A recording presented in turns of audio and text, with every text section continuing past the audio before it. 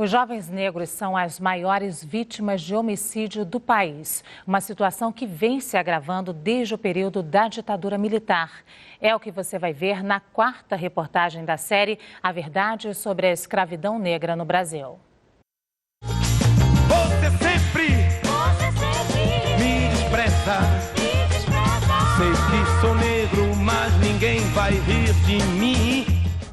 O Brasil da década de 60 já conhecia uma lei de combate à discriminação racial, a Lei Afonso Arinos, de 1951. Uma lei para inglês ver. Na prática, a tensão racial crescia. Certa ocasião, eu estava conversando com meu anjo da guarda. Ele virou-se sério para mim e disse: Simona, ou você vai ser alguém na vida ou vai morrer crioulo mesmo.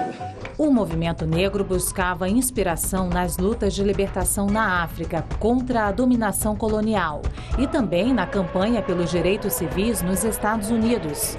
I have a dream that one day this nation will rise up and live out the true meaning of its creed. We hold these truths to be self-evident that all men are created equal. O golpe militar de 1964 desarticulou o movimento negro. A discussão pública sobre a questão racial foi banida e os militantes foram acusados pelos militares de criar um problema que não existia. Num tempo em que a ditadura militar proibia se falar de movimentos sociais, de resistência social, se falava da resistência escravista. Nos livros didáticos, se falava da resistência escravista nas academias. E era a ditadura permitia que se falava. E era essa luta palmarina, do quilombo de Palmares, que inspirou muitas vezes os movimentos de luta armada contra a própria ditadura militar. Para o movimento negro, a resistência permanecia no cinema, na música, E a gente morre. na cultura black.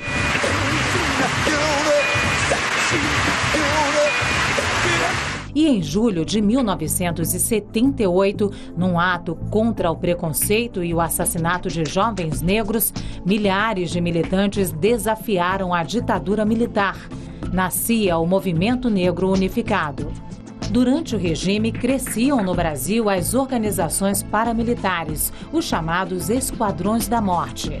O início de um problema que faz dos jovens negros até os dias de hoje as maiores vítimas de homicídios do país. 77% dos jovens assassinados no Brasil são negros. Não é coincidência que dessa maioria de 1.000 negros, 1.000 jovens sendo assassinados, a grande maioria é negro.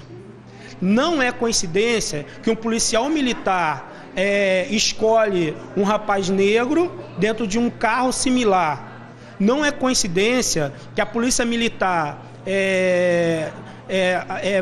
vai nas favelas, onde tem uma grande concentração de população negra, ou nas cidades da Baixada Fluminense, em detrimento de outras regiões que, demograficamente, a maioria é de branco.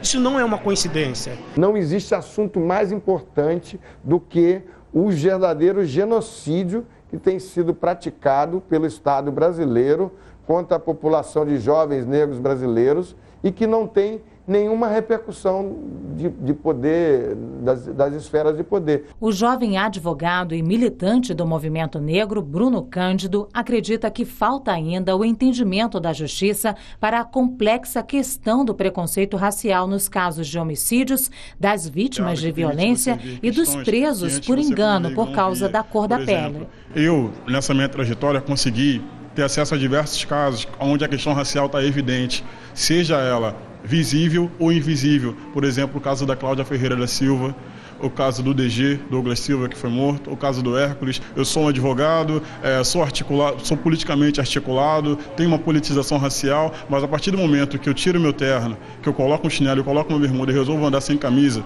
seja no meu bairro, ou seja até no bairro da Zona Sul, onde eu tenho até mais medo de andar, eu sou tão vítima quanto qualquer um dos jovens negros que eu advogo, que eu acompanho ou que são meus amigos. Essa é a realidade. Na reportagem de amanhã você vai saber mais sobre um marco na luta contra o racismo, a Lei K.O.